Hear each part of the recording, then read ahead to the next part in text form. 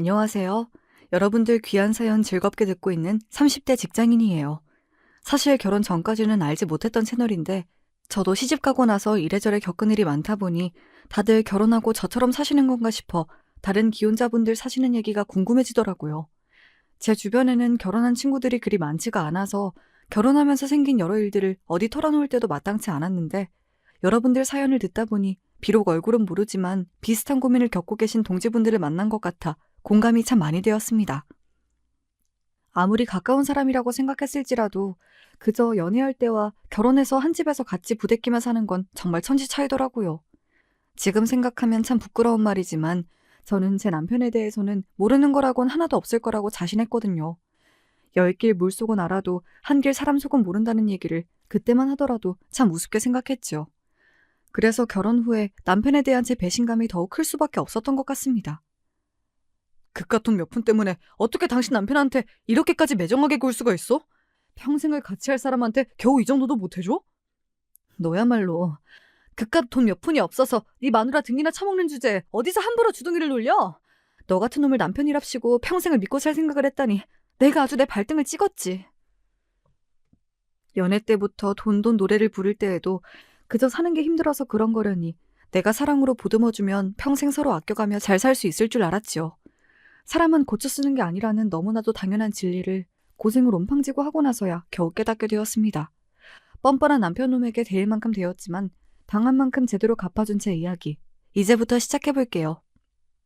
저희 친정은 소위 말하는 좀 산다는 집입니다. 부모님 명의로 건물도 몇 채 소유하고 계시고 현금 자산도 꽤 되고요. 저랑 제 여동생도 강남 8학군에서 학교 나와서 수도권의 명문 사립대를 졸업했고요. 잘하면서 용돈이 부족하거나 갖고 싶은 걸 딱히 가져보지 못한 기억이 없어요. 환경이 이렇다 보니 주변 친구들도 사정이 다들 비슷하고요. 제 입으로 말하기는 좀 그렇지만 태어나면서부터 부모님 덕 쏠쏠하게 본 것만은 부정할 수가 없네요. 같은 대학 동기로 만난 남편은 저와는 자라온 환경이 정반대의 사람이었습니다. 남편은 소위 말하는 개천용이었으니까요. 없는 집안에서 가진 거라고는 똑똑한 머리밖에 없어서 학창시절 내내 죽어라 공부해서 명문대에 입학한 가난한 집의 유일한 자랑거리였죠. 비록 결과적으로는 둘 다 열심히 공부해 같은 학교에서 만난 입장이었지만 속내를 들여다보면 사실 같은 학교 다닌다는 걸 제외하고는 공통점이라고는 없는 사람이었습니다. 학교 다니면서도 내내 알바며 과외며 학과 행사에는 거의 참석을 못해서 동기들 사이에서도 겉돌았고요. 그때만 하더라도 편견도 없고 다소 철도 없었던 저는 제 나이대 친구가 저렇게 아등바등 열심히 사는 걸 본 적이 없어서 남편이 참 대단하게 느껴졌습니다. 처음부터 남편이 가난한 집안 사람이라 항상 쪼들리는 걸 알고 있었기 때문에 연애 시절 내내 가난한 데이트를 할 수밖에 없었어요. 하지만 거기에 불만은 없었습니다. 애초에 이 사람한테 무슨 덕 보려는 마음도 없었고 애써서 좋은 학교에 들어와서도 여전히 집안에 보태려고 눈코 뜰 새 없이 바쁜 사람이 제 곁에서라도 마음 편히 있었으면 했거든요. 마음에 여유가 없어서 그런지 돈 없다는 소리를 입에 달고 사는 남편이 그때만 하더라도 안쓰러운 마음이었어요. 저야 그런 마음이었다지만 귀한 딸 부족할 것 없이 잘 키워놓았더니 가난한 집 남자한테 빠져 정신을 못 차리는 저를 보고 저희 친정 부모님 걱정이 이만저만이 아니셨어요. 왜 안 그러셨겠어요?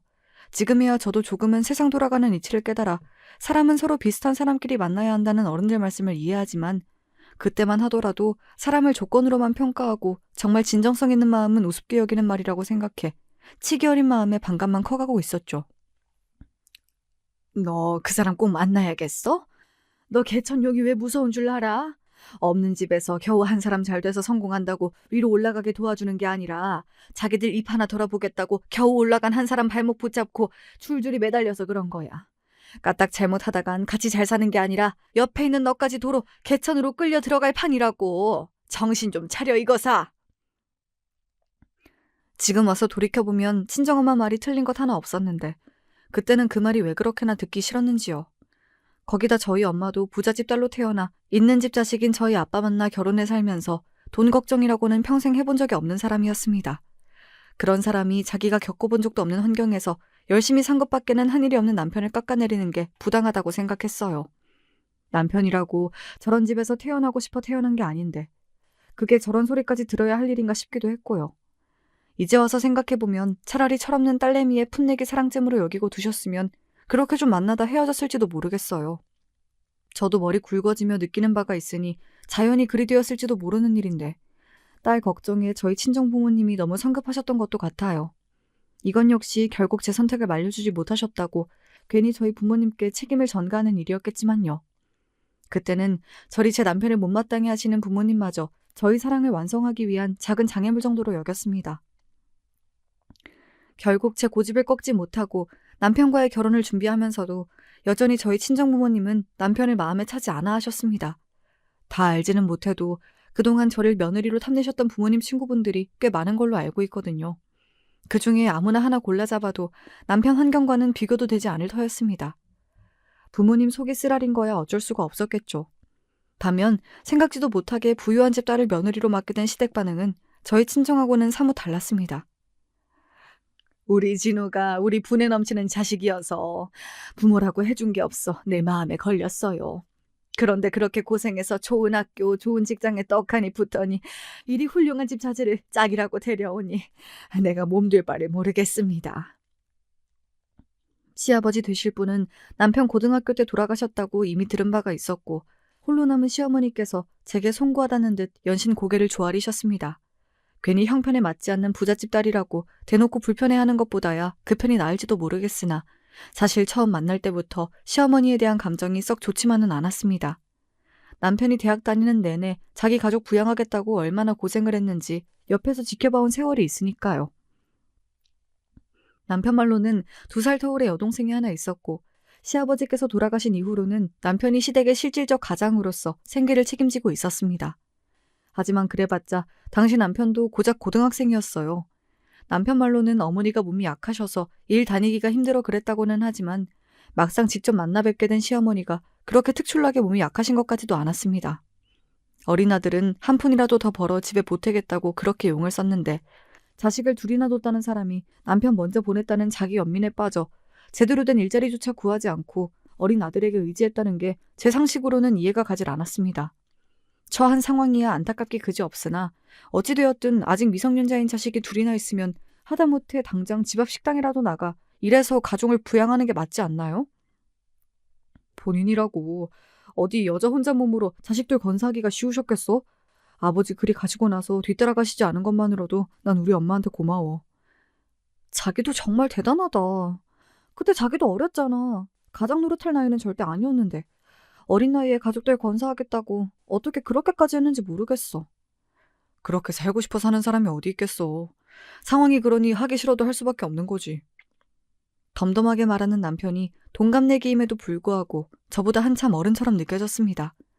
그동안에야 애인이라고 해도 결국 가족은 아니니 고생하는 걸 지켜볼 수밖에 없었으나 저랑 결혼하고 나서는 그동안 없이 산 서름 싹 씻고 살 수 있도록 잘해주리라 다짐했습니다. 남편도 저도 대학 졸업 후에 대기업에 입사해 일을 하고 있었으나 결혼할 때 남편 수중에 있는 돈이라고는 한 푼도 없었어요. 버는 족족 다 시댁으로 들어갔으니 남은 돈이 있을 리 만무했지요. 저희 부모님 입장에서야 복장이 터질 상황이었으나 부모님 품에서 안락하게 자라기만 해서 돈 무서운 줄이라고는 몰랐던 제 입장에서는 남편이 부족하더라도 내가 가진 게 많으니 문제될 게 뭐냐는 생각이었어요. 사위를 그렇게나 마음에 들어하지 않으셨으면서도 딸 자식 고생시키기는 싫으셨던 부모님께서 결국 저희 신혼집을 전액 부담해 주셨습니다. 결혼하고 처음으로 시댁 식구들을 저희 신혼집으로 초대해 집들이 했던 날의 기억이 지금도 선명하게 떠오르네요. 그 당시에도 시댁 식구들은 작은 평수의 빌라에 새들어 살고 계셨습니다. 그래봤자 남편 빠져나오니 시어머니와 아직 결혼 안 한 시누이 둘이 살기에는 그리 작진 않았으나 저희 신혼집과는 비교할 게 아니었죠. 세상에, 신혼집을 너무 잘 해놨다. 우리 아들 이런 데서 신혼살림을 다 살게 되고 내가 감개무량해 눈물이 다 나올 지경이다. 오빠 좋겠다. 나도 이런 집에서 살고 싶어. 그야말로 갖은 궁상을 다 떠는 시어머니와 시누이였습니다. 남편이야 그렇다고 치더라도 저는 이제 막 가족이 된 사이인데 부끄러운 줄도 모르는지 속에서 느낀 걸 거르지도 않고 얘기하는데 듣는 저만 민망해지더라고요. 남는 방도 많네. 이 방 그냥 놀리기 아깝지 않아요? 시누이는 아예 저희 집에 놀러 앉고 싶은 기색을 감추지도 않더라고요. 하지만 어림도 없는 일이죠. 남편이야 제가 선택한 사람이니 제가 평생 안고 가는 게 당연하다고 생각했지만 그렇다고 해서 시댁 식구들까지 업고 살 생각은 추호도 없었으니까요. 시어머니와 마찬가지로 시누이도 고등학교 졸업해서 전문대 다니면서도 제 오빠한테 따박따박 용돈 타 쓴 걸로 알고 있다 보니 곱게 보이지 않았습니다. 제 오빠 그렇게 고생하는 꼴을 보면서 어떻게 저렇게 철딱서니가 없나 싶었어요.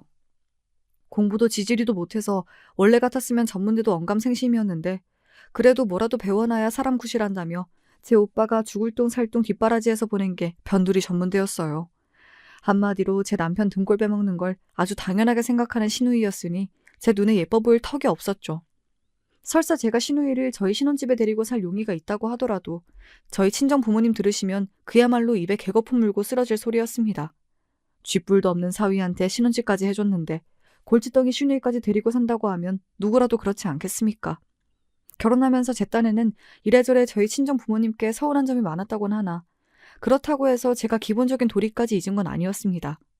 그렇기에 어떻게든 비벼보려는 시누이를 아주 단칼에 잘라냈습니다. 결혼해서 새 가정 이루었으면 부모님으로부터 정서적으로든 경제적으로든 자립하는 게 당연하죠. 저희 부부 인생은 저희 부부끼리 꾸릴 거니 그런 걱정은 안 하셔도 돼요. 대본에 시누이 주둥이가 툭 튀어나왔으나 애초에 시누이 마음에 들겠다고 살살거릴 생각은 눈꽃만치도 없었습니다. 결혼할 때 해온 걸 생각하면 눈치를 봐도 시댁 쪽에서 저한테 눈치를 볼 일이지 그동안 제 남편 등골 빼먹을 만큼 빼먹은 시댁에 눈치 볼 이유가 없었으니까요. 하지만 남편 생각은 좀 달랐던 모양입니다. 여보, 아까 진이가 철없이 말하긴 했지만 제 딴에는 이렇게 좋은 집에서 살아본 적이 없어서 한 얘기인데 그렇게까지 말할 건 없었잖아. 걔도 어릴 때 아버지 잃고 불쌍한 애야. 당신한텐 당신 여동생이 애틋하고 가여울지 몰라도 나한텐 내 남편이 제일 가엽고 불쌍해. 사실 고생이야. 당신 혼자 전부 다 했지. 어머님이나 아가씨야 당신 그늘 밑에서 편하게 지낸 것도 사실이잖아. 이제 아가씨도 어린애 아니야. 자기 앞가림 자기가 해야지. 그리고 아까 방이 나무니 어쩌니 하는 건 나한테 정말 실례되는 말이야. 가만 보면 자기 동생은 그렇게 애틋해하면서 나 속상할 건 생각 안 해줘? 나야말로 그렇게 말하면 정말로 서운해. 결혼 전까지는 그래도 내 가족이 아니니 불만이 있어도 남편에게 직설적으로 얘기한 적이 한 번도 없었어요. 하지만 이제는 좋든 싫든 평생을 얼굴 보고 살아야 할 팔자인데 초장에 제대로 말해두지 않으면 두고두고 문제가 되지 싶어서 전에 없이 세게 말했습니다. 그러자 남편이 그제야 아차 싶은 것 같았어요. 아니, 내가 편가르자고 한 말은 아니고 내 눈에는 아직도 어린애로만 보여서 내가 실수했어. 미안해. 남편 사과를 받고 넘어가긴 했지만 솔직히 서운한 마음이 들었습니다. 물론 시어머니와 시누이가 그동안 남편의 평생 가족이었으나 결혼을 했으면 당연히 배우자가 먼저여야 하는 거 아니에요? 저는 그런 마음가짐으로 한 결혼인데 아직 남편에게는 제가 가장 가까운 가족이 아닌 건가 싶기도 했어요. 그 후로도 시댁 때문에 골머리 아플 일들은 잔잔한 일부터 굵직한 일들까지 꽤 빈번하게 일어났습니다. 이상하게도 저희 부부한테 경제적 지원을 아끼지 않은 저희 친정 부모님들은 저희 연락을 따로 바라거나 신경 쓰일 만한 일들을 만드는 일이 없으셨는데 막상 해준 것 하나 없는 시댁에서 저한테 자식 노릇을 은근히 바라시더라고요. 특히나 저희 친정 부모님이 누리고 사는 것에 각별히 관심이 많은 시어머니셨습니다. 진호에게 들으니 사돈내외께서 또 해외여행을 나가셨다면서?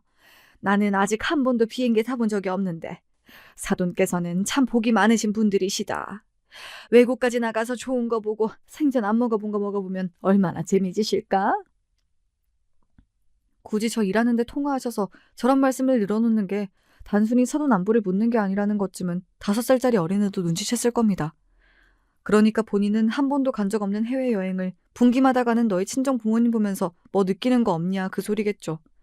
하지만 저희 친정 부모님 여행을 저희 부부가 보내드린 것도 아니고 본인들 돈으로 가신 건데 뭐 어쩌라고 싶었습니다.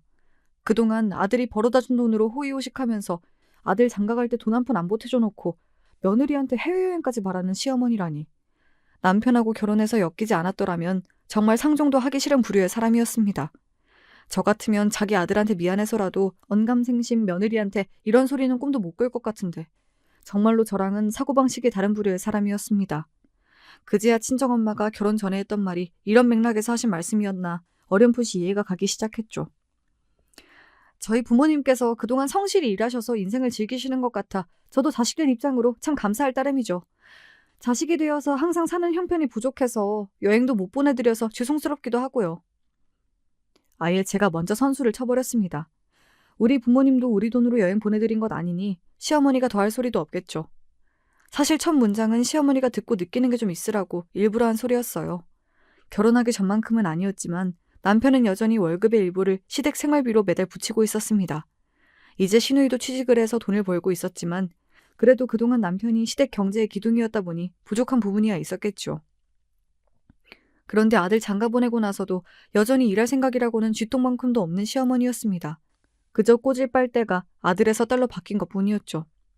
저희 부모님 같으면 상상도 할 수 없는 일이었기에 저런 사람을 어머니라고 떠받들고 사는 남편이 안타까울 따름이었습니다. 사실 시댁에 생활비 붙이는 문제로도 남편과 갈등이 많았어요. 그동안 그만큼 했으면 됐지.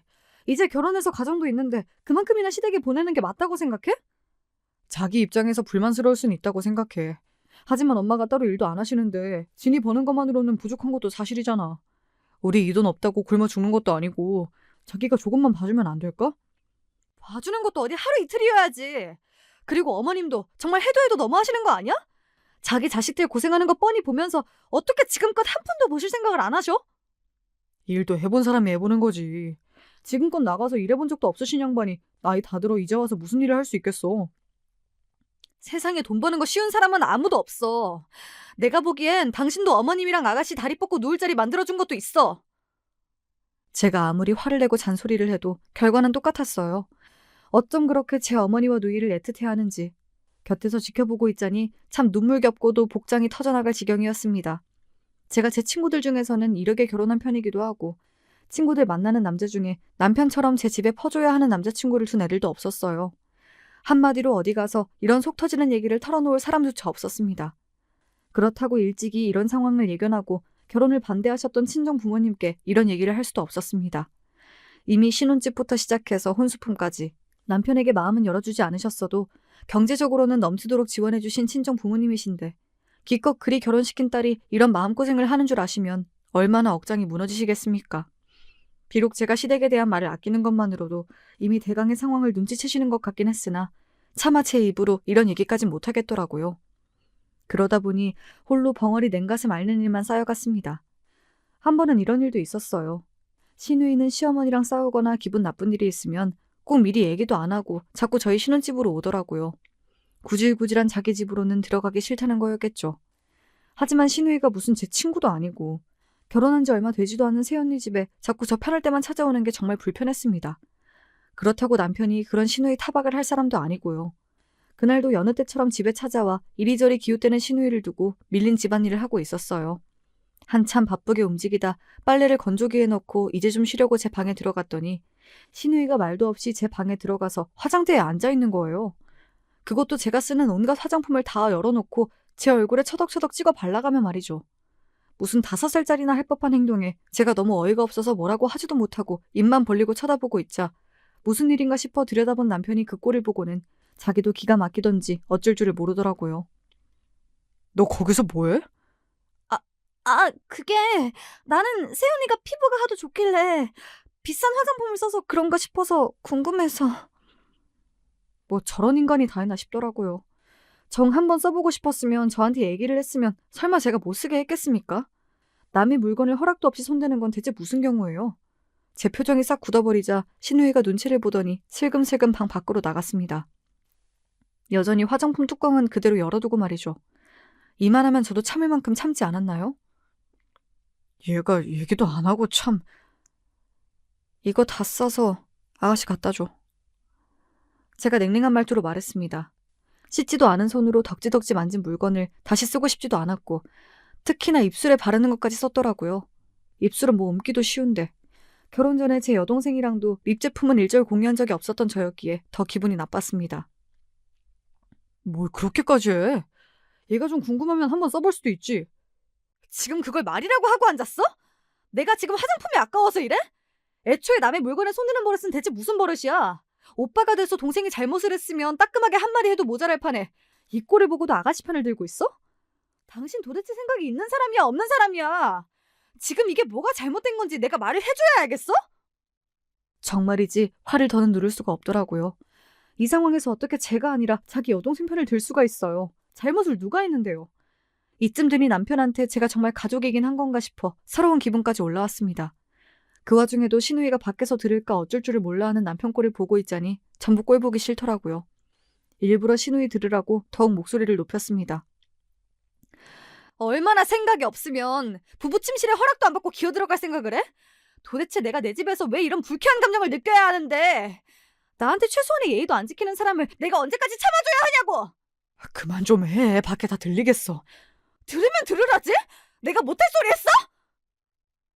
너무 흥분해서 손까지 벌벌 떨리더라고요. 끝까지 제 누이 역성을 드는 꼴을 보니 남편도 집 밖으로 쫓아내고 싶었습니다. 남편 코앞에서 방문을 쾅 닫아버리는 게 고작 제가 할 수 있는 일의 전부라고 생각하니 분하고 억울했습니다. 그러고 나서는 저도 염치라는 게 있는 모양인지 한동안 신우이가 코빼기도 안 보이더라고요. 꼴 보기 싫은 얼굴 안 보이니 차라리 다행이다 싶었습니다. 물론 그 밉살 맞은 성격에 가만히 있을 신우이는 아니었으니 당연히 그날 일이 시어머니 귀에도 들어갔겠죠. 전화로 제 타박을 하는 소리에 참고 있을 전 아니었습니다.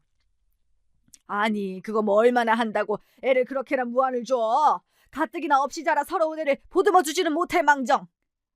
그걸 보듬는 건 부모인 어머님이 하셔야 할 일이고요. 저는 명백하게 사과를 받아야 할 입장입니다. 아가씨가 잘못했다는 얘기는 쏙 빼놓은 건지 듣고도 이러시는 건지 모르겠으나 어머님 이러시는 게 제 입장에선 더 서운해요. 더 하실 말씀 없으시면 이만 끊겠습니다. 축소는 했을지 모르나 저가 잘못한 걸 설명하지 않으면 제가 왜 화를 냈는지 얘기할 수가 없을 텐데 시어머니가 모를 리가 없었죠. 어미나 딸 자식이나 참 똑같은 인간들이라는 생각이 들었습니다.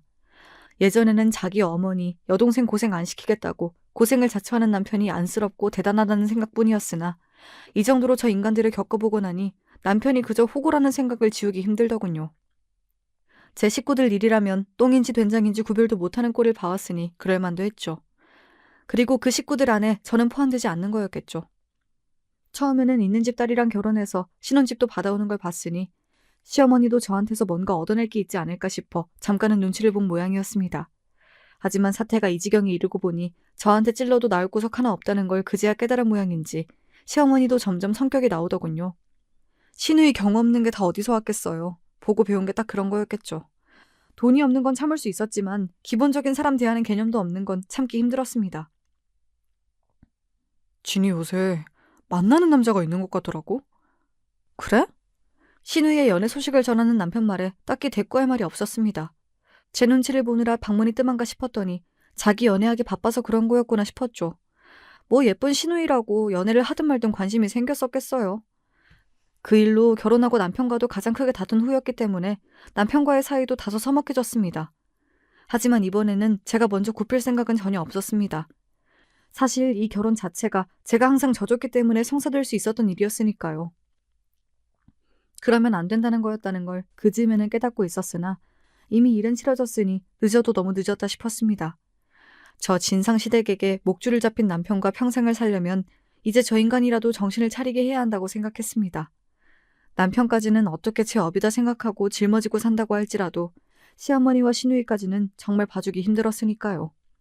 그러려면 남편이 시댁으로부터 정서적으로 독립하는 것 외에는 방법이 없었습니다. 시누이가 불쑥불쑥 찾아오는 일이 줄어들다 보니 제 사람들을 초대하기도 좀 편해지더라고요. 마음에 차지 않는 사위와 결혼하고 나서는 아무래도 결혼 전보다는 친정 식구들과 사이가 소원해진 탓에 정작 제 친동생은 그때까지 집에 초대를 못하고 있었거든요. 물론 일부러 못 오게 한 건 아니고 저도 직장을 다니지만 제 동생은 대기업 연구직이라서 저보다도 훨씬 바쁘기도 했습니다. 그 와중에 시누이까지 들락거리니 집에 놀러오라는 말 한마디 하기도 쉽지가 않더라고요. 얄미운 남의 동생은 제 집처럼 들락거렸는데 정작 내 동생은 한 번에 못 불렀다고 생각하니 나도 참 형편없는 언니다 싶었습니다. 그래서 하루 날 잡고 작정하고 동생 좋아하는 걸 잔뜩 해서 동생을 초대했어요. 그래도 못난 언니 생각해서 저 좋아하는 디저트를 잔뜩 사들고 들어오는 동생을 보니 자연스럽게 항상 빈손으로 쳐들어와 저희 집 냉장고를 축내던 시누이와 비교가 안 되려야 안 될 수가 없더라고요. 그렇게 오랜만에 보는 동생과 기분 좋게 회포를 풀고 있는데 시누이한테서 갑자기 전화가 왔습니다. 좋은 기분을 망칠 것 같은 불길한 예감에 저도 모르게 인상이 찌푸려졌습니다. 언니, 지금 사돈처녀 집에 와 있다면서요? 그런데요? 오빠가 그래요? 나 지금 언니네 좀 가도 되나? 와서 도대체 또 무슨 짓을 하려나 싶어 거절하려고 하는데 옆에서 제가 통화하는 걸 보고 있던 동생이 입모양으로 괜찮으니 오시라고 하더라고요. 상견례와 제 결혼식 때 말고 얼굴 본 일도 없는 사돈이 편할 리 없겠으나 저 생각한다고 그랬겠죠. 찜찜하긴 했으나 동생 성화에 마지못해 오라고 허락을 했습니다. 그렇게 간만에 저희 집에 온 신우이는 집에 들어오자마자 제 동생을 훑어보기에 여념이 없었습니다. 같은 사돈 처지에 조심하는 건 제 동생뿐이었어요. 제 동생이 무슨 동물원 원숭이도 아닌데 머리부터 발끝까지 제 동생 입은 것 두른 것을 하나하나 뜯어보면서 특유의 경 없는 소리를 쏟아내는 신우이였습니다. 역시 부잣집 딸이라서 그런가. 사돈은 뭐 하나 명품 아닌 게 없네요. 이래서 사람이 돈이 있고 봐야 해. 난 시집 갈 때나 이런 거 한번 둘러볼까? 집에서 이런 거 다 해주는 인생은 어떤 기분일까? 친하지도 않은 사이에 보자마자 쏟아지는 무례한 말들에 동생이 당황해서 되려 제 눈치를 보더라고요. 저야 신우이 저런 꼴에 이골이 나 있다고 하지만 제 동생은 거의 처음 제대로 대화해보는 거라고 해도 과언이 아니었습니다. 듣는 제 얼굴이 화끈거리는데도 창피한 줄도 모르는 신우이였습니다. 게다가 누굴 철딱서니 없이 집안 돈만 축내는 사람 취급입니까? 아가씨, 얘는 고등학교 졸업한 이후로 집에 손 벌린 적 없어요. 공부도 나보다 훨씬 잘해서 대학 내내 장학금 받고 다녔고 연봉도 나보다 훨씬 세요. 얘 지금 입고 두른 거 다 자기가 일해서 자기 능력으로 벌어서 이만큼 하고 다니는 거예요. 잘 알지도 못하면서 집에서 다 받았다느니 그런 소리는 대체 왜 하는 거예요? 옆에서 제 동생이 그만하라고 제 손을 붙들고 말리는 데에도 할 말은 해야겠더라고요. 오히려 자기 오빠한테 기생하면서 그동안 편히 산 건 자기가 더하지 않았습니까? 뭐 눈에는 뭐만 보인다고 어디서 남의 귀한 동생을 자기랑 동급으로 취급하고 있습니까? 제 말에 신우이 주둥이가 또 삐죽 튀어나오더군요. 아니, 나는 나랑 동갑이라는데 나랑 하고 다니는 게 너무 다르니까 부러운 마음이 들어서 그랬죠. 집도 산다고 하니 당연히 집에서 해줬겠거니 할 수도 있는 거지 뭐. 나한테면 몰라도 내 동생은 아가씨도 초면이나 마찬가지잖아요. 얘가 갑자기 그런 소리 듣고 있자니 얼마나 당황스럽겠어요. 그래요. 내가 말 실수했네요. 미안해요, 사돈. 아니에요. 괜찮아요. 언니도 그만해. 나 정말 괜찮아. 오랜만에 본 동생이 반가워 좋아진 기분이 그만큼 더 밑으로 가라앉았습니다. 언니가 이런 꼴 보며 살고 있다는 걸 눈으로 확인했으니 동생이 얼마나 심란했겠습니까? 결국 친정 부모님의 염려가 현실이 되고 말았습니다. 그날 밤에는 속상해서 정말 잠이 안 오더라고요. 동생이 입이 무겁긴 했으나 언니 걱정에 결국은 그날의 일도 친정 부모님 귀에 들어가게 되겠죠. 그렇게 자기는 다르다느니 잘난 척을 있는 대로 해가며 없는 집구석에 시집을 갔는데 신혼집이며 혼수며 바리바리 해주셨는데도 제대로 된 대접도 못 받고 살고 있는 걸 전해 들으실 친정 부모님을 생각하니 너무 속이 상했습니다. 불효녀도 이런 불효녀가 다 있을까요? 옆에서 세상 편하게 자고 있는 남편 코를 비틀어버리고 싶었습니다. 따지고 보면 제 놈이 팔자에도 없는 이런 좋은 집에서 호사를 누리는 것도 다 제 부모님 덕분인데 감히 내 앞에서 개념 없는 제 본가 식구들만 싸고 들면서 정작 받은 건 많은 제 부모님한테는 살거운 말 한마디 한 적 없는 남편놈이 괘씸해서 속이 부글부글 끓었습니다. 그래서 며칠 지나지 않아 부동산으로부터 뜻밖의 연락을 받게 되었을 때에는 정말이지 꼭지가 돌아버리는 줄 알았습니다. 한창 바쁘게 일하느라 대충 전화를 받느라 처음에는 부동산인 줄도 몰랐어요. 안녕하세요. 다름이 아니라 지금 사시는 집 담보대출이 들어갔다고 해서 확인차 연락드렸어요. 네? 담보대출이요? 우리 그런 적 없는데? 다른 곳이랑 착각하신 거 아니에요? 아이, 그럴 리가 있나요? 저희가 부모님하고 거래 튼 지가 벌써 몇 년째인데요.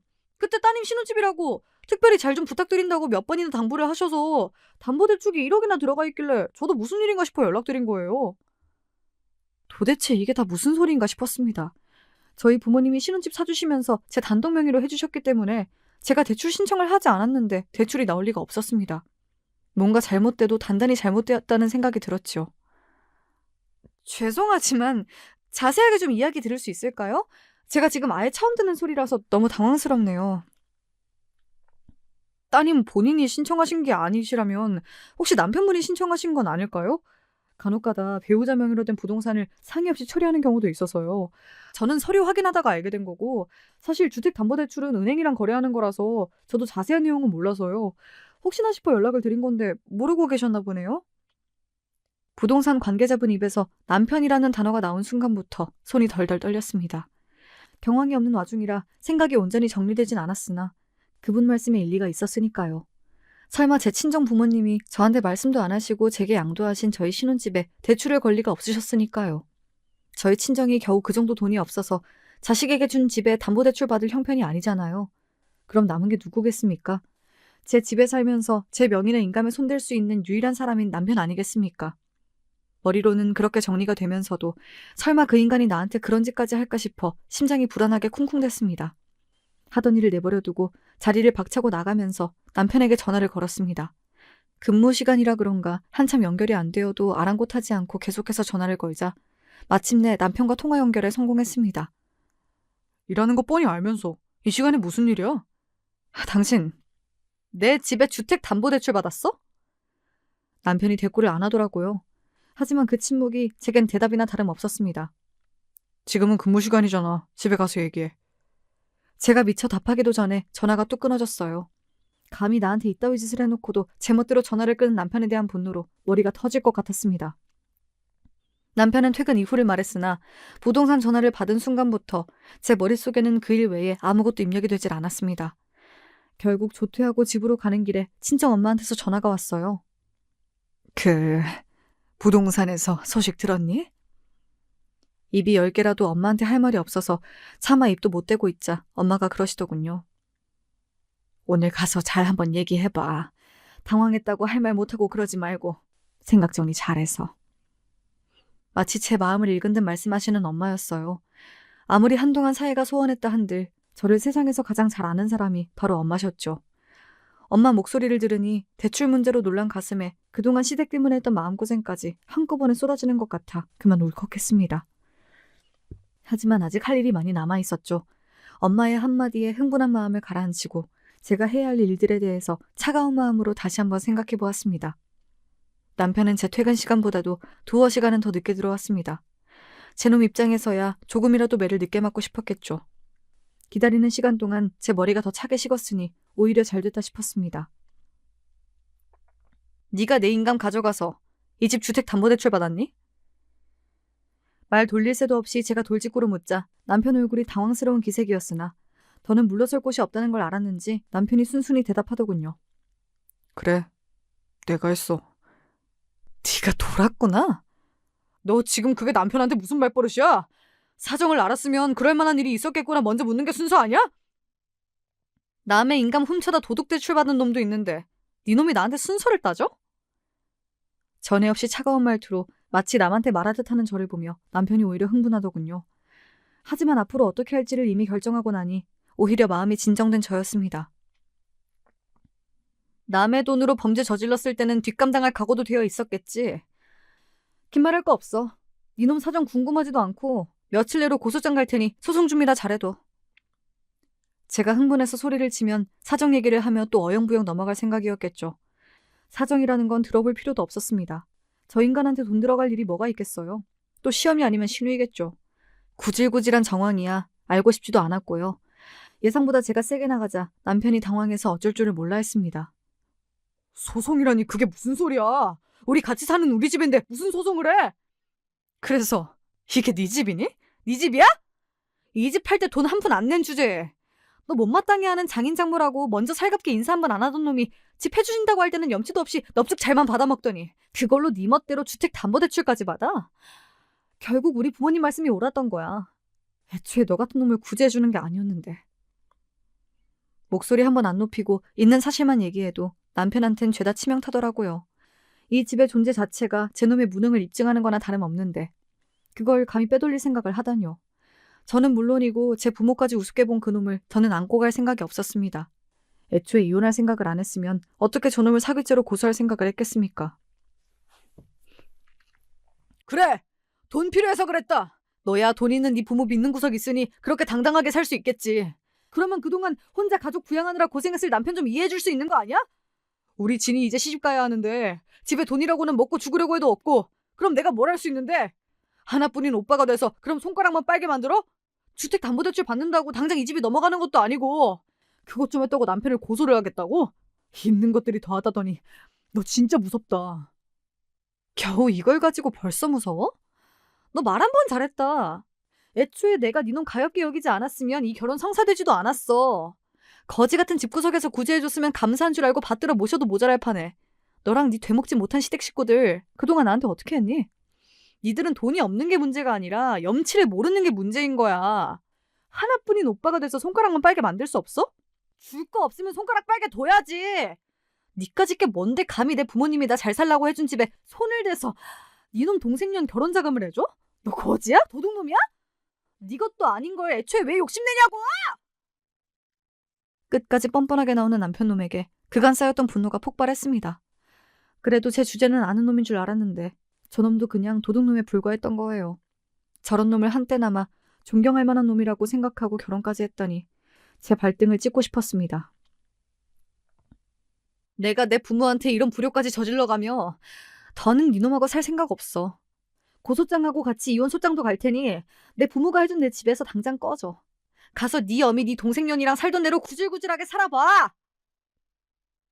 시원하게 이혼 소리까지 내지르고 나니 남편놈 낯짝이 새파랗게 질렸습니다. 설마 제가 이혼 얘기까지 꺼낼 거라고는 생각조차 못한 것 같았어요.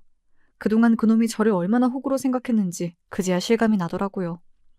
애초에 이 관계에 아등바등한 건 나뿐이라는 생각이 들어 허탈했습니다. 그 길로 시댁으로 남편을 내쫓았어요. 그러자 그날 저녁에 바로 온 시댁 식구들이 제 집 앞으로 총출동을 했습니다. 물론 당연히 문은 열어주지 않았죠.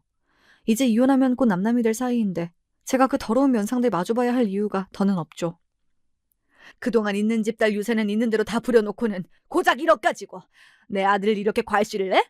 내가 얼마나 귀 떠받들고 산 내 새끼인데 니까짓 게 뭔데 내 아들한테 소리를 질러? 너희 집구석도 참 별거 없구나. 그 푼돈 돌려받겠다고 감히 남편을 내쫓아? 언니, 진짜 사람이 그러는 거 아니에요. 그 돈 없다고 굶어 죽는 것도 아니면서 진짜 치사하게. 그 돈이 그렇게 아까워요? 끝까지 참 낯짝 두꺼운 인간들이었습니다. 제 어미 동생이 부끄러운 줄도 모르고 동네가 떠나가라 소리를 치고 있는데도 당연한 소리라도 듣는다는 듯 뒤에 서 있는 남편놈 꼴을 보자니 저놈이라고 별다를 것 없는 놈이구나 싶더군요. 저런 놈을 저 혼자 안쓰러워 끼고 산 세월이 아까웠습니다. 저는 인터폰 버튼을 꾹 누르고 말했습니다. 도둑놈의 새끼들 주제에 창피한 줄도 모르고 주둥이 놀리는 건 참 여전하구나. 니들 같은 거지 새끼들 때문에 없이 살면서도 열심히 사는 사람들까지 싸잡아서 욕먹는 거야. 남 가진 게 탐이 나면 열심히 일해 벌 생각을 해야지. 남의 등에 빨대 꽂아 기생하는 주제에 창피한 줄도 모르고 그동안 팔자에도 없이 주제에 넘치는 내 덕에 호사 누린 줄도 모르고 뭐 내가 돈 가진 유세를 해? 뭘 몰라도 한참 모르는구나. 돈 가진 유세가 어떤 건지 앞으로 톡톡히 보여줄 테니까 가족끼리 나란히 깜빵 갈 준비나 해. 그러고는 인터폰을 뚝 끊고는 사람을 불러 그 거머리들을 내쫓아버렸습니다. 감히 돈 무서운 줄 모르고 이따위 짓을 저질렀으니 돈 무서운 걸 아주 제대로 가르쳐줄 작정이었어요. 그날 부모님께 도움을 요청해 대형 로펌 변호사를 셋이나 고용했습니다.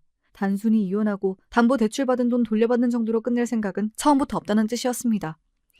사태가 이 지경까지 이르러서야 부족한 집에 시집간 딸이 어찌 살았는지 내막을 알게 되신 부모님 표정이 참담하게 일그러졌으나 못난 자식이라도 자식이라고 묵묵히 저를 감싸 안아주신 부모님 덕에 일은 빠르게 진행되었습니다. 어차피 이혼 소송이야 저한테 절대적으로 유리했어요. 애초에 들고 온 재산이라고는 한 푼도 없는 남편이었으니 재산 분할이라는 것도 크게 의미가 없었고 남편놈 입장에서야 가지고 있던 것 다 빼앗긴 기분이 들겠지만 애초에 제 것도 아니지 않았습니까?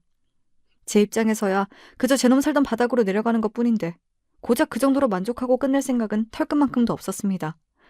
그래서 다음날 이혼 소장 접수는 당연한 일이고 경찰에 사기죄 고발까지 주저없이 진행했습니다. 애초에 집 명의가 제 단독 명의였기에 혐의 입증이 명백했습니다.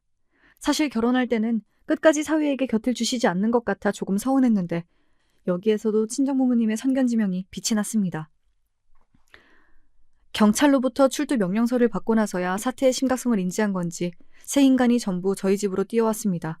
하지만 이전에 때로 몰려왔을 때와는 태도부터 다르더군요. 여보, 내가 그때는 자격지심에 잠깐 돌았었나 봐. 내가 누구 덕에 이렇게 살았는데 당신한테 정말로 죽을 죄를 지었어. 한 번만 용서해주면 다시는 본가에 퍼주는 일 없이 죽은 듯이 당신 말만 듣고 살게. 제발 이혼만은 하다못해 사기죄 고발만이라도 취하해줘. 이러다 당신 남편 정말 실직자 돼. 언니, 내가 잘못했어요. 내가 언강생심 돈 욕심이 들어서 정말 잘못했어요. 언니 돈도 다 돌려주고 하라는 건 다 할게. 나 이러다 파혼당하고 감옥까지 가면 정말 못 살아. 나 좀 살려줘요, 언니. 아가, 내가 저번엔 너무 흥분해서 별소리를 다 했지? 늙은이가 경황 없는 와중에 한 소리이니 그냥 미친 소리 다 치부하고 한 번만 봐주면 안 되겠니? 그래도 우리가 가족으로 산 시간이 있는데 어떻게 이렇게까지 척을 지을 수가 있어? 네가 하라면 앞으로 나랑 얘랑 너희 부부 앞에 다신 안 나타날 테니 제발 우리 아들만이라도 좀 받아줘. 그 난리를 치며 기세 등등하더니 고작 경찰 고발 하루 만에 꼬리를 말고 개처럼 비는 꼴들을 보니 속이 좀 시원해지는 것도 같더군요. 하지만 이제 시작이었습니다. 죄 지었으면 벌 받아야죠. 더는 답도 없는 쓰레기라서 내버렸는데 그걸 내가 왜 다시 걷어가요? 언제 또 내 뒤통수를 칠 줄 알고? 남의 돈 우습게 알더니 꼴 좋네요. 왜? 나더러 봐달라며 이렇게 빌어? 내가 언제 죄 지으라고 사정이라도 했어? 다 지들이 한 일이면서 왜 나한테 와서 난리들이야? 더는 댓글 면상 볼 일 없으니 내 집 앞에서 왈왈대지 말고 썩들 꺼져. 개처럼 볼품없이 끌려가는 새인간 꼬라지를 보면서 더는 저것들 보고 살지 않아도 된다는 생각에 해방감까지 들더군요. 다음 일들이야 순조로웠습니다. 혐의도 증거도 차고 넘치는 덕에 생각보다 송사도 길게 끌지 않았어요. 이혼 소송이야 전적으로 저의 승리였습니다. 남편이라는 놈이 부인 재산 빼돌려 인감으로 사기쳐서 대출까지 받았는데 제게 유리하지 않은 게 더 이상한 일이었죠. 전 남편 놈과 전 신우이의 사기죄도 입증되었습니다. 집과 인감이 제 명의였던 데다 대출받고 나서 전 남편 놈이 잽싸게 신우이 계좌에 1억을 송금하는 바람에 두 사람이 공범이라는 건 쉽게 입증이 되었거든요. 사기죄로 경찰서를 들락거리는데 회사가 시끄러워지는 것도 당연했습니다. 전 신우이야 능력이랄 것도 없으니 곧장 해고가 되었고 전 남편도 회사로부터 권고사직 압박을 받아 결국 퇴사했습니다. 없는 집에 내세울 거라곤 대기업 다니는 아들이 전부였는데 그 영광도 끝이 난 거죠. 전 시어미야 직접적인 혐의가 없다 하더라도 본인 부양하던 자식 둘이 전부 회사 잘리고 쪽박 신세가 되었는데 그보다 더한 벌이 없겠죠. 간간히 일용직으로 남의 집 살림 살아주러 다닌다는 소리를 듣고 얼마나 웃겼던지요. 몸이 약해 일을 못 다닌 게 아니라 자식들 벌어다주는 돈으로 염치 없이 등 따숩게 살았다는 게 분명해졌죠. 참 그런 것도 어미라고 제 복을 걷어찬 전 남편이 등신인 거겠죠. 비록 이래저래 지저분한 꼴을 보긴 했으나 그 구질구질한 결혼으로 얻은 게 아예 없는 건 아니에요. 어른들 하시는 말씀에 그만한 이유가 있으니 좀 더 부모님 말씀에 귀 기울여 신중하게 행동하는 버릇이 생겼습니다. 제가 생각하는 진리만이 옳은 게 아니라는 조금은 철난 생각도 하게 되었죠. 지금은 스트레스 받을 일 없이 저 살고 싶은 대로 사니 마음도 많이 안정되었습니다. 비록 아예 겪지 않았다면 좋았을 일이나 어차피 지나간 일은 돌이킬 수도 없으니 이를 반면교사 삼아 조금 더 나은 저로 살고자 합니다. 창피해서 친구들에게도 다 얘기할 수 없었던 사연을 털어놓으니 좀 시원해지네요. 이런 말을 할 수 있는 이곳 채널이 있어 참 다행이에요. 제 이야기 들어주신 여러분들 모두 감사드립니다.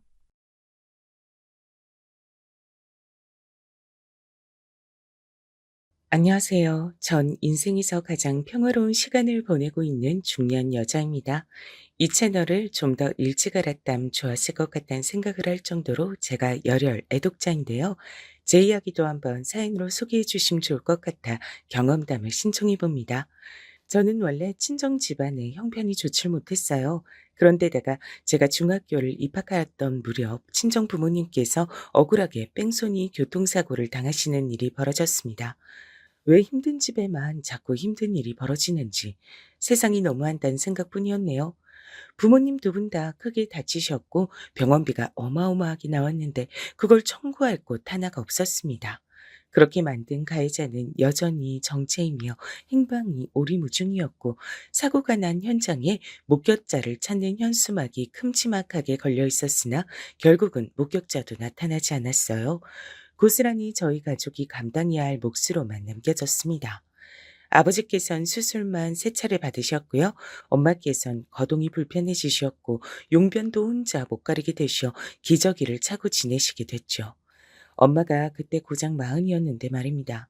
전 집안의 첫째, 장녀고요. 남동생과 여동생이 하나씩 있었어요. 딱히 믿고 의지할 만한 친척도 없었기 때문에 부모님께서 뺑소니 교통사고를 당하셨을 때부터 전 막중한 장녀의 책임감을 갖게 됐던 것 같아요. 제가 정신을 차려야 동생들이 앞으로 먹고 산다는 생각이 들었던 거죠.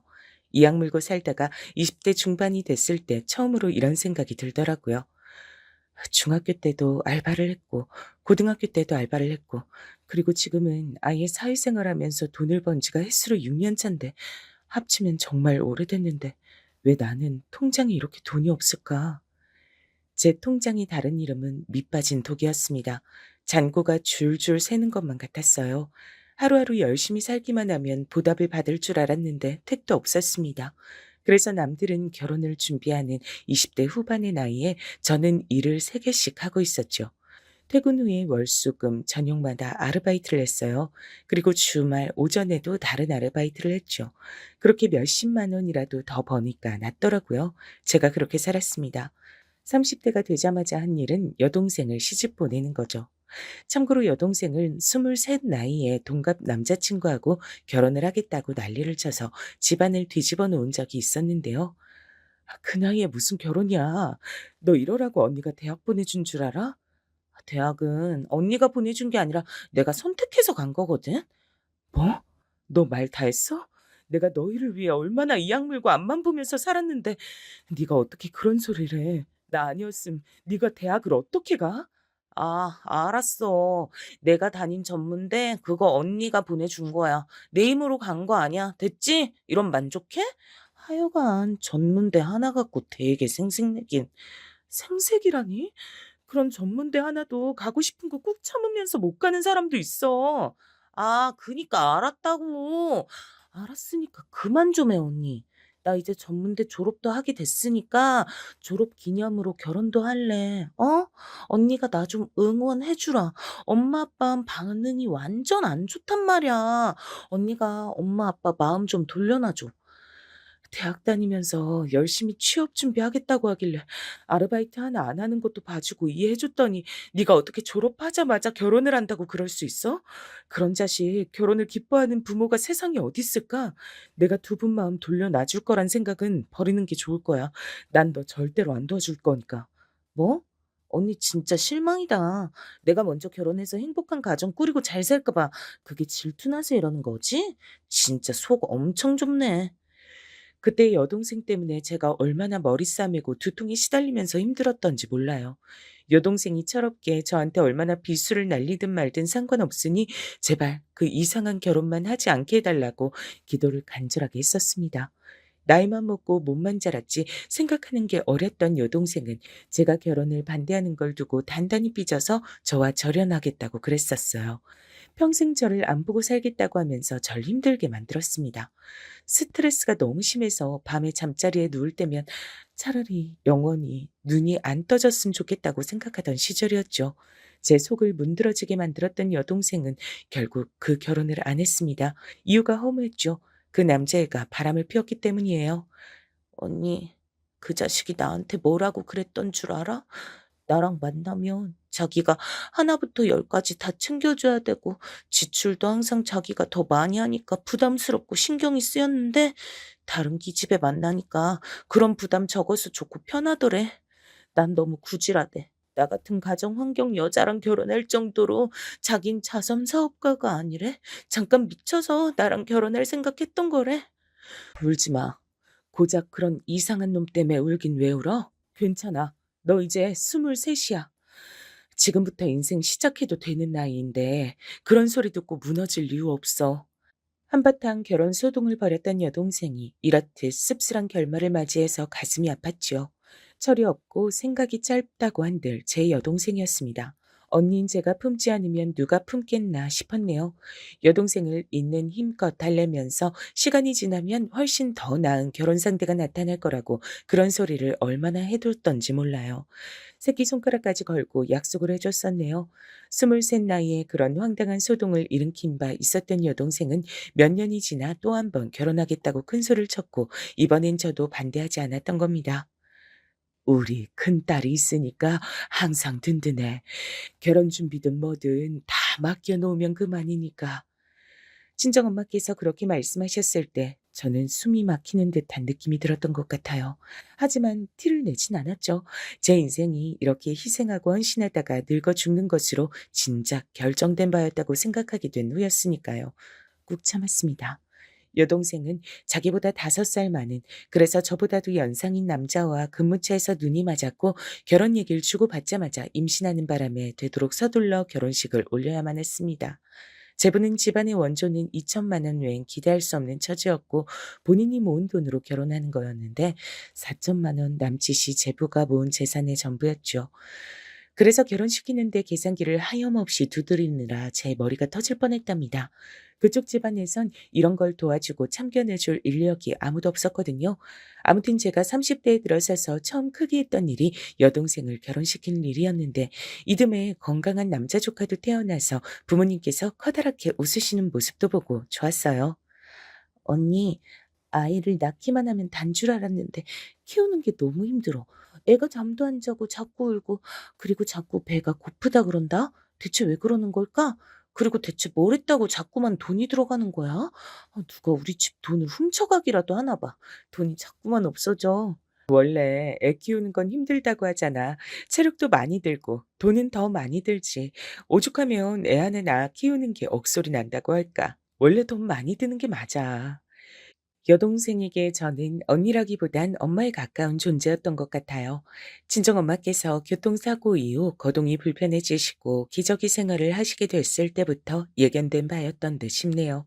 혹시 남동생이나마 일찍 철이 들고 어른스럽게 굴 줄 아는 녀석이었다면 좋았을 것 같은데 애석하게도 남동생은 여동생과는 조금 다른 결을 선보이며 제 속을 문드러지게 하는 녀석이었습니다. 고등학교 때 자퇴를 했어요. 부모님께서 당연히 뒤집어지셔서 결사반대를 하셨고 제가 눈물로 호소까지 했었지만 소용없었습니다. 고등학교 졸업장만큼 의미 없고 쓸모없는 게 세상에 또 있을까? 일단 적성에도 안 맞는 공부를 하느니 내가 좋아하는 걸 찾아 내 성공에 일찍부터 투자하는 편이 훨씬 낫지 않겠어? 우선은 작은 일부터 하면서 돈을 모으는 걸로 시작하면 돼. 남동생이 근거 없는 자신감에 가득 차서 그런 소리를 했을 때 전 절대로 네 생각대로 안 된다며 맞섰습니다. 허무맹랑한 소리라고 제가 분명히 그렇게 일러줬어요. 그러나 남동생은 고집을 꺾지 않았고 결국은 자퇴의 길을 걸으며 제 심장을 벼랑 끝으로 내몰았습니다. 하나뿐인 아들이랍시고 남동생에게 은근한 기대를 걸고 계시던 부모님의 마음을 전 알고 있었기 때문이에요. 그런 기대를 남동생은 다 꺾고 짓밟아 놨죠. 자신만만해하던 모습은 자퇴 이후 겨우 반년도 채 가지 못했습니다. 세상이 얼마나 냉정하고 냉혹한데요. 남동생이 막연히 그리던 멋진 일상은 찾아오질 않죠.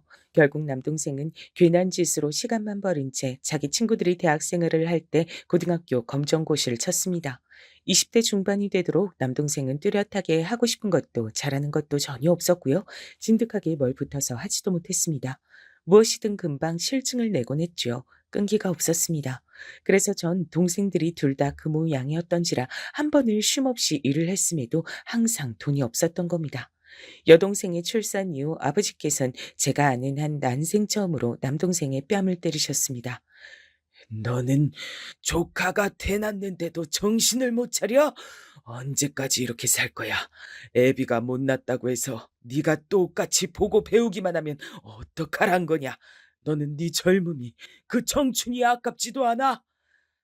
저는 하루하루 잘 지내고 있는데 왜 또 괜히 이러세요? 이젠 하다하다 절 때리는 거예요? 아버진 그냥 제가 마음에 안 드시는 거 아니냐고요? 이 못난 놈아. 애빌 보고 배울 게 없거든. 네 눈알 봐라. 너같이 덜 떨어진 동생 녀석 때문에 지금까지 뭘 어쩌고 있는지 네 눈알 한번 보라고 이거사. 남동생은 제가 거론되자 차마 할 말이 없는지 입을 다물었습니다. 맞은 뺨보다도 부끄러움과 민망함에 달아온 귀가 더 빨갛게 보이더라고요. 남동생은 얼마 뒤 숙식이 제공되는 공장으로 들어갔어요. 조카의 양말 값이라도 벌어겠다고 하면서 그런 말을 남기곤 공장 생활을 시작했는데 그 변화에 부모님께선 우셨습니다. 하지만 가장 기뻤던 건 저였죠. 그토록 오래 제 속을 타들어가게 만든 남동생이었지만 제가 먼저 그 손을 놓을 수가 없어서 한숨만 쉬며 희생하던 나날이었는데 드디어 뭔가 변화가 생긴 참이었습니다. 이때 제 나이가 이미 30대 중반이었습니다. 저는 30대 중반에 이르러서야 잠시 멈춰서서 하늘을 올려다볼 수 있었던 거예요. 하늘을 올려다본 다음엔 스스로에게 말했죠. 이제 잠시 쉬었으니 앞으로 더 열심히 달리자, 열심히 일을 하자, 이렇게 다짐했습니다. 여전히도 전 가장이었기 때문입니다. 부모님께서 또 건강 문제를 겪기라도 하시면 큰 돈이 훅훅 빠지는 것이었기에 항상 대비가 되어 있어야만 했어요. 쉬지 않고 또 돈을 벌며 지냈죠. 조카에게 들어가는 돈까지 이젠 따로 필요했기에 숨만 쉬어도 돈이 다 빠져나가는 기분이었습니다. 그래도 제 가족을 위하는 거니까 애써 보람을 느꼈죠. 남동생은 공장에 고참이 소개해준 여자 만난 지 얼마 되지 않아 결혼했습니다. 둘은 동갑내기였어요.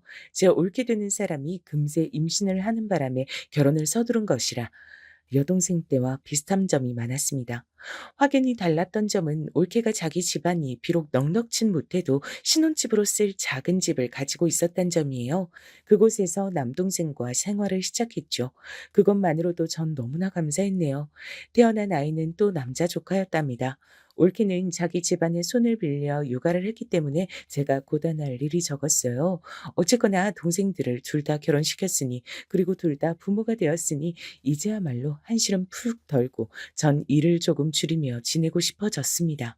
제부나 남동생이 부지런하게 돈을 벌고 모으는 걸 보니까 왠지 제가 이젠 그렇게 해도 될 것 같았어요. 30대 후반의 나이에 와서 한숨 돌리던 그때 전 당연히 결혼 생각이 없었습니다. 왜냐면 할 수 있을 거라고 생각하지 못했기 때문이에요. 하지만 사람마다 인연이 있고 짝이 있단 말을 증명하듯 저에게 남편이란 존재가 등장했던 겁니다. 첫인상이 조용한 난초 같았어요. 가만히 올곧게 서 있는 난초 화분 같은 사람이었어요. 남편의 평온함에 이끌려 언감생신 결혼을 꿈꿔본 적 없던 제가 홀린 듯이 결혼을 하고 말았습니다. 남편은 20대 후반 나이에 결혼을 약속했던 여자가 바람을 피우고 자기를 배신하자 너무 큰 충격을 받아 그 이후로 아무도 안 만나겠다는 다짐을 한 뒤 혼자 지내온 사람이었죠. 뒤늦게 절 만나 결혼을 한 거죠. 위로는 형만 둘 있었습니다. 시부모님께선 연로하신 나이에 걸맞게 약간은 옛날 사고방식을 지니신 분들이었는데요. 아들이 귀하고 좋은 건데 딸 말고 아들만 셋 낳고 살아 복이 크게 흐르는 집안이라며 자화자찬을 하셨습니다.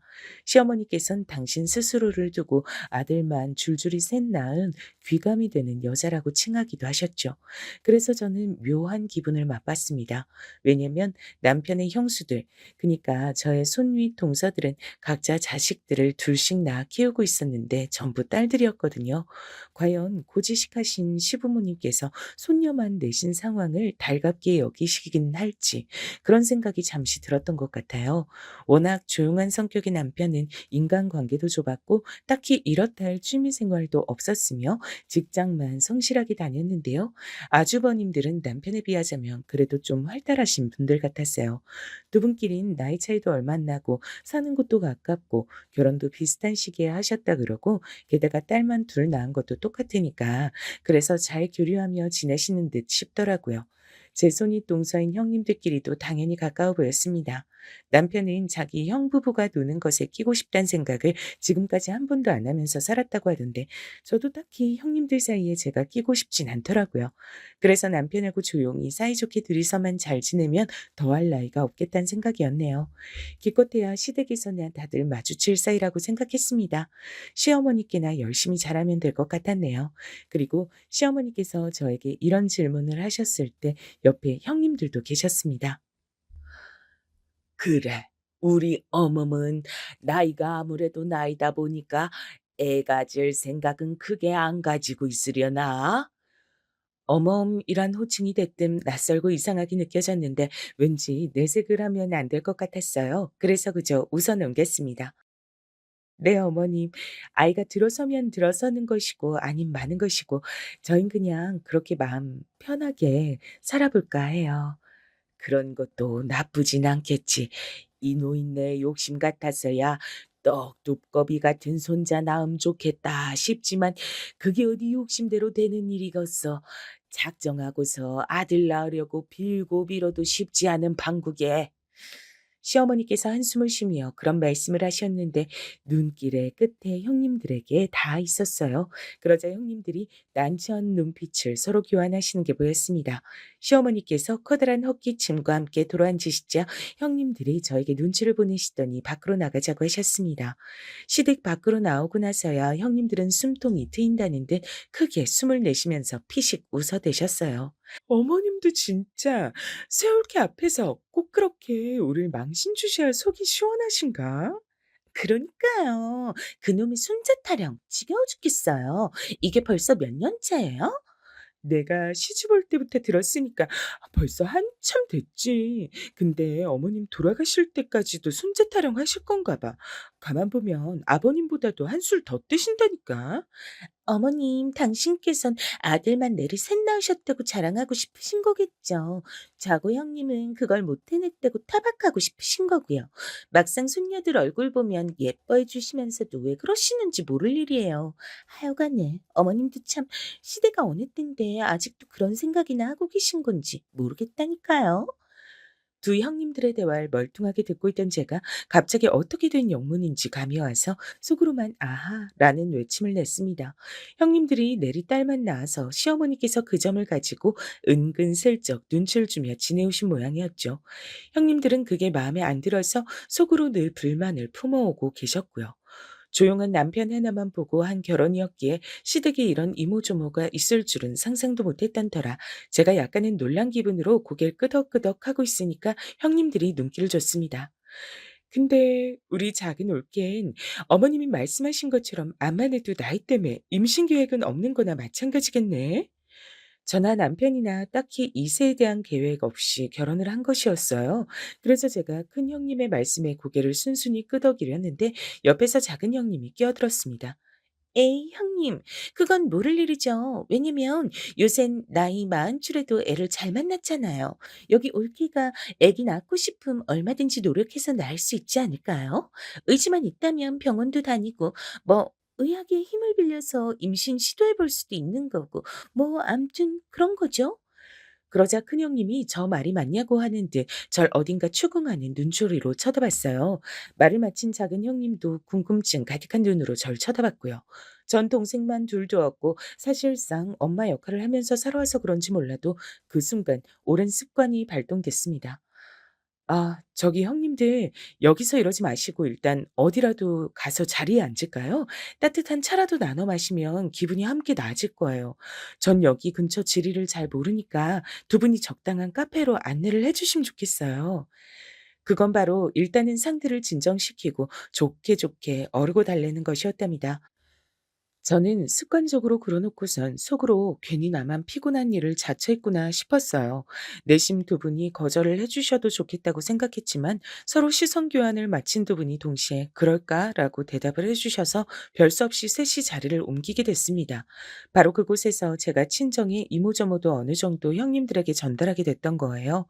이제 시댁으로 엮여서 한 집안 식구가 됐는데 저에 대해 두 분이 너무 아무것도 모르신다고 하니까 제가 차마 얘기를 안 해드릴 수가 없더라고요.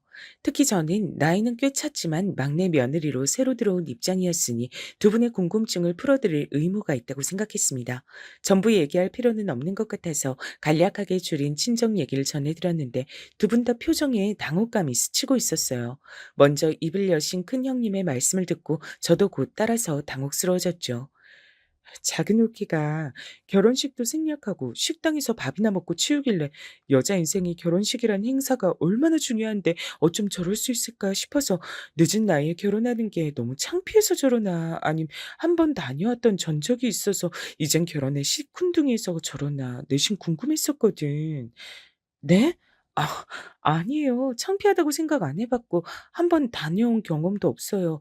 그런 큰 오해를 하고 계셨군요. 오해하는 것도 무리는 아니었지. 왜냐면 작은 서방님이 워낙 입도 무겁고 자기 얘기도 안 하고 겉도는 성격이고 그러다 보니까 그쪽에다 물어볼 수도 없고 아버님 어머님도 딱히 작은 올케에 대해 아는 거 없다 그러시고 그래서 알아서 추측을 하는 수밖에 없었는데 그게 다 틀린 오해였고 사실은 작은 올케가 그저 찢어지게 가난한 집구석이란 이유가 전부였구나. 그렇게 아등바등 치열하게 땀 흘리고 피를 토하고 눈물을 쏟으며 살아왔으니 결혼식이란 것 자체가 호화롭다 못해 사치스럽게 느껴져서 엄두가 안 날 수밖에 없었겠어. 저런 저런 안타까워라. 살면서 당혹감에 눈알이 튀어나갈 뻔한 적은 이때가 처음이었어요. 제 사고뭉치 동생들도 못해낸 건데 큰형님께서 단번에 이뤄내시더라고요. 눈이 튀어나갈 만큼 당황했지만 전 어느 부분을 어떻게 정정해 드려야 할지 난감해서 아무것도 못하고 있었습니다. 피를 토한 적은 없다고 일단은 그렇게 정정부터 해야 하는지 진지하게 고민하고 있을 때 옆에서 커피를 호로록 마신 작은 형님께서 무척 안쓰러운 눈빛을 저에게 보내오셨어요. "나 갑자기 반성된다. 나도 내 친정이 형편 안 좋다고 생각하며 산 사람이거든. 대학 때 친구들 유학 가는데 나만 혼자 못 가고 알바해서 돈 벌고 이러는 게 너무 서러웠어. 근데 그게 우리 올케 같은 사람 입장에서 보면 굉장히 여유로운 생활이었겠구나 싶어서 대학도 못 나오고 부모님하고 동생들 챙기느라 하루도 못 쉬고 우리 올케가 고생을 많이 한 사람이었네. 네. 제가 고생을 좀 하긴 했는데 제 부모님이고 제 동생들이니까 당연히 할 일을 했다고 생각하며 살았어요. 그게 전부예요. 아니야. 그렇게 괜찮다는 듯 포장하지 않아도 돼. 내가 보기에 우리 올케는 전혀 안 괜찮아. 엄청 비참해.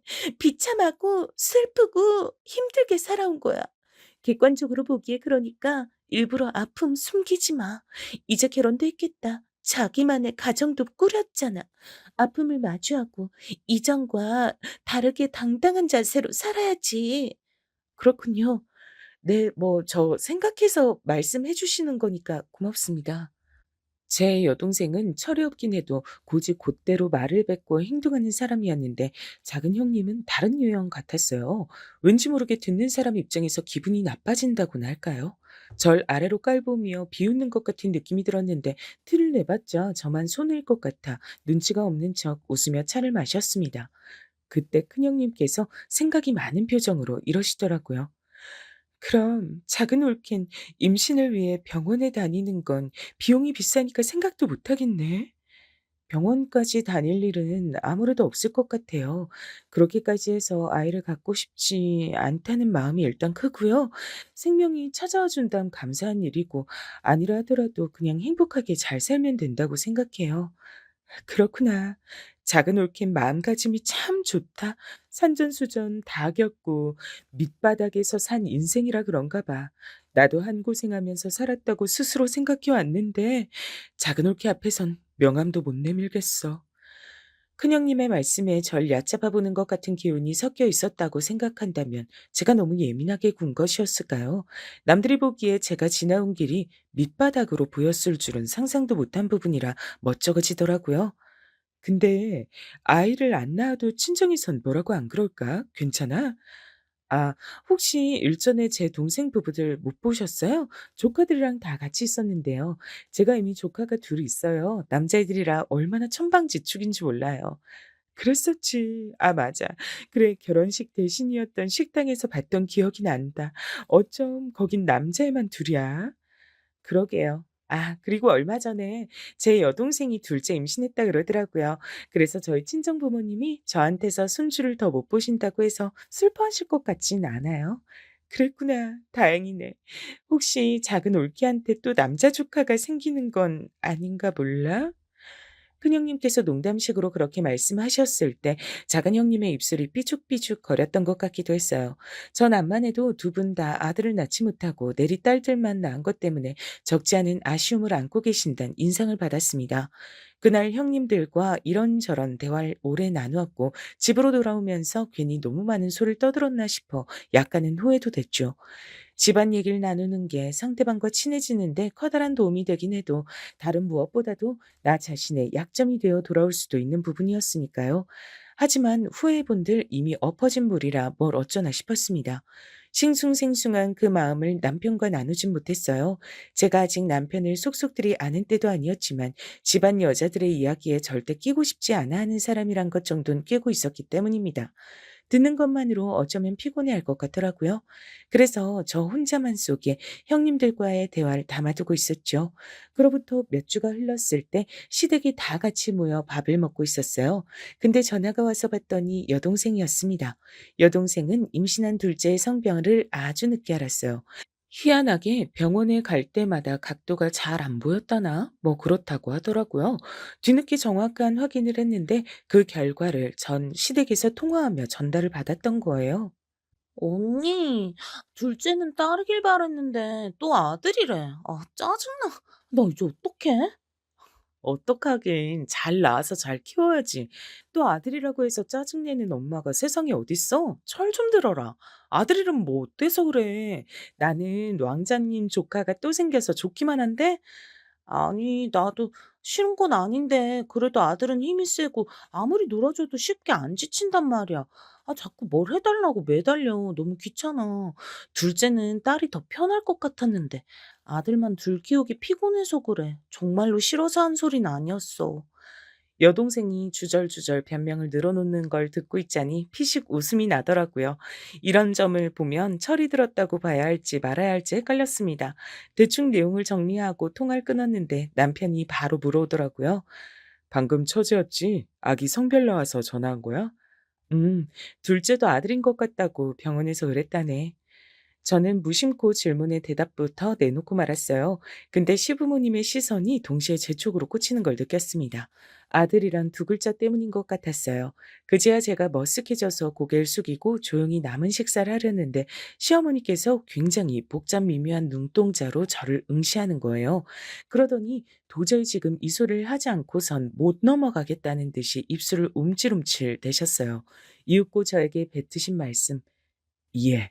어머마, 혹시 너희 집안엔 아들 낳는 기운이 내려오는 거 아니냐? 어? 그런 거 아니야? 하마터면 사례가 들릴 뻔했죠. 단 한 번도 그런 식으로 생각해 본 일이 없었기에 당황스러웠어요. 하지만 뭐라고 대답해야 할지 몰랐습니다. 가방끈이 부실해서 이럴 땐 불편하다는 생각이 들었네요. 당혹감에 눈만 굴리는 제 옆에서 남편은 똑같이 눈알만 굴리는 게 다였습니다. 그런 와중에 제 눈에 들어온 광경. 두 형님들이 각자 손에 쥔 젓가락을 아주 부러뜨릴 기세로 힘이 들어가 있는 모습이었어요. 두 분 다 제 쪽을 쳐다보고 있진 않았는데 젓가락을 금방이라도 부러뜨릴 것처럼 손에 힘이 꽉 들어가 있더라고요. 그래서 저도 모르게 그 모습을 보자마자 이렇게 대답을 내놨습니다. "잘 모르겠어요, 어머님. 아마도 아니지 않을까요?" "잘 모르겠음. 아마도 맞다고 생각해야지. 네가 아주 소심한 구석이 있구나. 대범하게 굴어야 아들 낳을 텐데." "아 네. 노력하겠습니다." "그래. 그냥 노력하지 말고 열심히 노력해라. 너희 집안에 아들 낳는 기운이 있을지 모르니까 그런 것까지 합쳐지면 넌 반드시 해낼 수 있을 거야. 알았니? 긍정적인 마음으로." 차라리 아무것도 못 들은 척 굴고만 싶었네요. 딸만 둘 낳은 형님들과 아주버님들 다 계시는 앞에서 그런 소리를 듣고 있자니 가시방석이었습니다. 저희 부부는 딱히 이세 욕심 자체도 없건만 제가 왜 그런 소리를 들어야 하는지 겉으론 차마 티를 안 냈지만 속으론 의문이었네요. 여동생은 예정일보다 보름 이르게 둘째 출산을 갑자기 하게 됐지만 아이는 무척 건강하게 태어났습니다.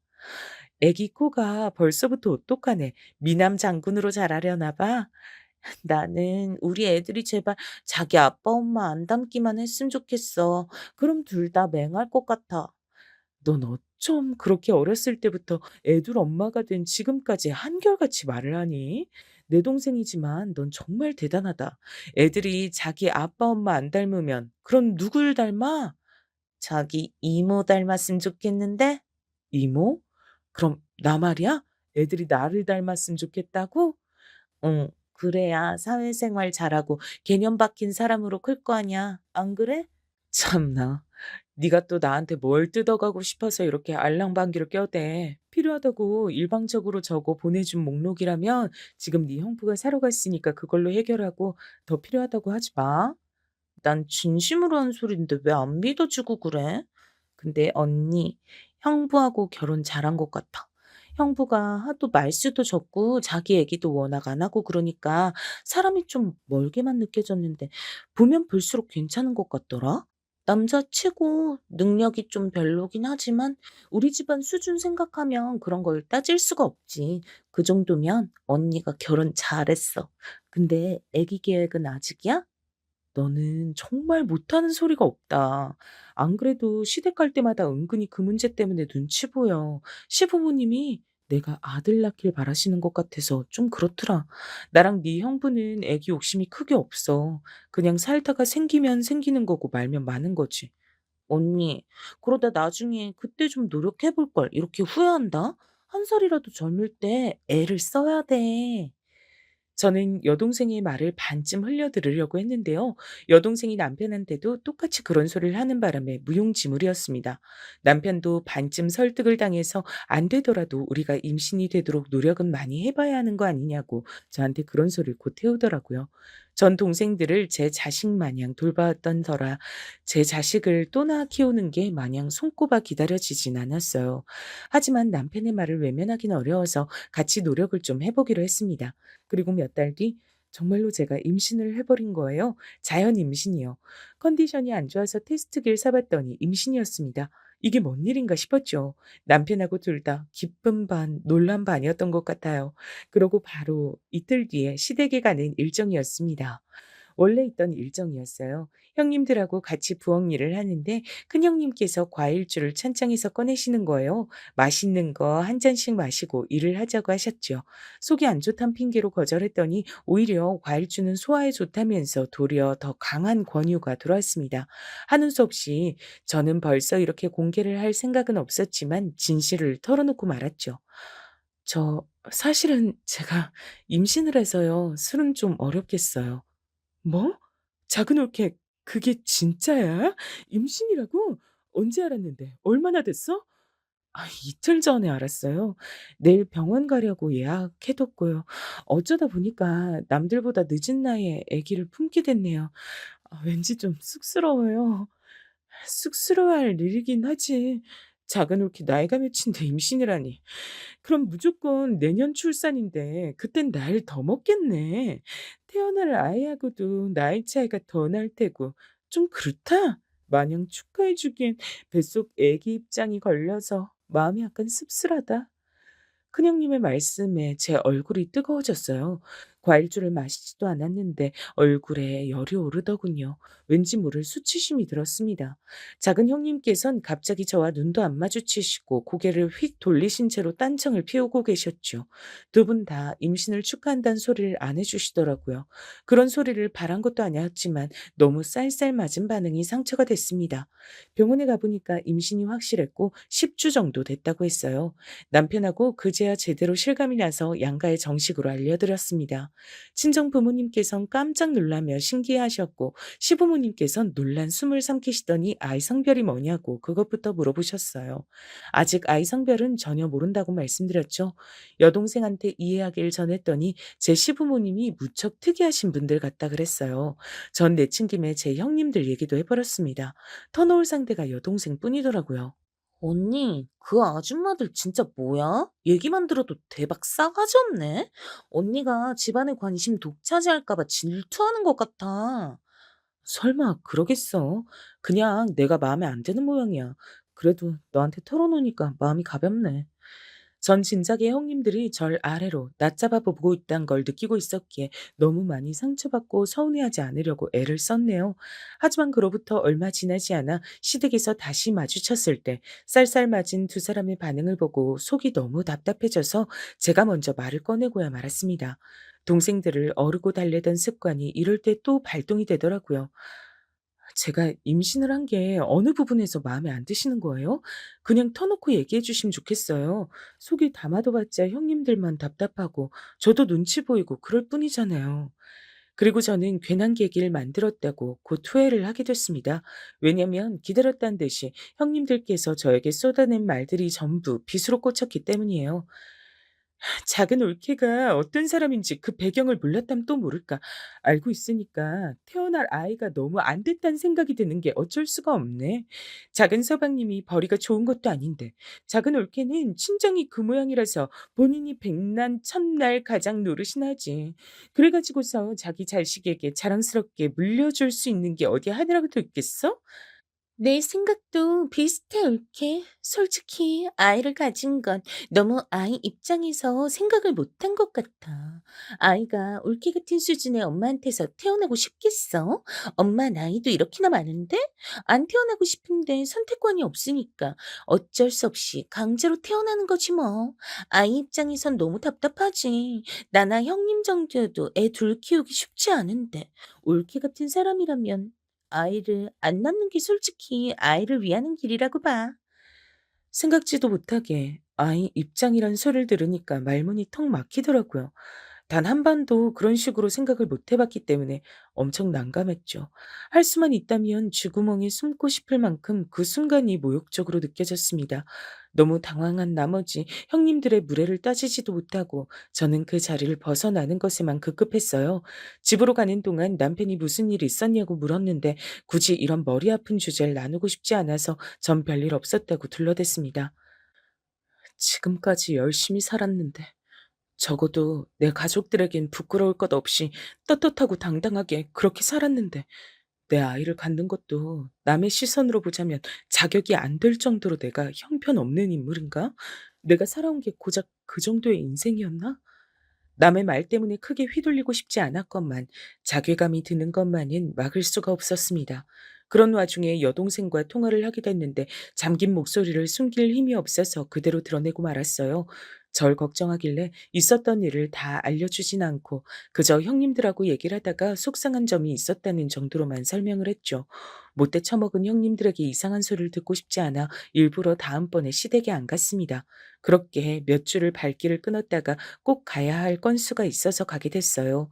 시부모님께선 싱글벙글 웃는 얼굴로 저희 부부를 맞아주셨죠. 이리 와라, 어서 와. 우리 집안 손자를 배에 품고 있어서 그런가. 얼굴도 전보다 유달리 고와 보이네. 며칠 전 제 뱃속의 아이가 아들임을 시부모님께 따로 연락해서 알려드린 바 있었습니다. 형님들과 아주버님들은 이 자리에서 처음 듣는 것이었고요. 다들 놀란 표정들이더라고요. 특히나 형님들의 표정들이 아주 어두웠습니다. 연락도 안 받고 코빼기도 안 비추더니 아들 임신했다고 일부러 유세 떠느라 그랬구나. 작은 올케 참 멋지다. 큰형님께서 그렇게 속삭이며 제 어깨를 세게 치고 지나가셨어요. 저는 기가 막혔죠. 똥이 무서워서 피하는 건 아닌 것 같아 부엌 쪽으로 가봤습니다. 이제 형님들은 저를 왕따시키기로 한 것인지 둘이서만 한쪽에서 뭔가라며 제 쪽은 쳐다보지도 않았죠.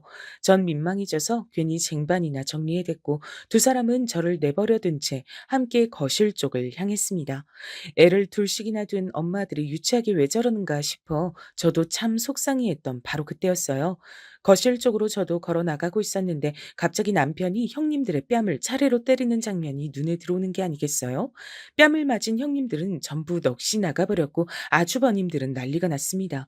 시부모님께선 눈알이 튀어나올 지경이었고요. 여보, 지금 대체 뭐 하는 짓이야? 미쳤어?